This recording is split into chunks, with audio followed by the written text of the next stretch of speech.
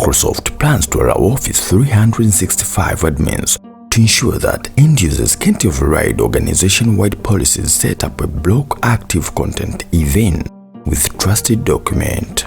What's a trusted document? Trusted documents are files that contain active content such as ActiveX controls, dynamic data exchange, and macros, functions that don't require user interactions but still open without displaying a prompt or a warning. However, such active content also lends itself to being misused by threat actors for malicious purpose. Until now, embedded active content in trusted document enabled the files to bypass the protected view safeguards.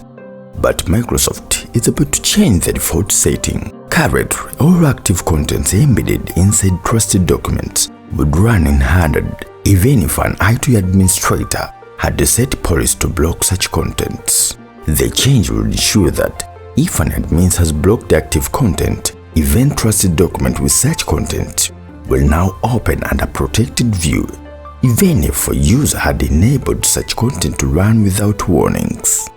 According to the roadmap, Microsoft plans to roll out this new feature to all Microsoft 365 users worldwide by the end of October 2021.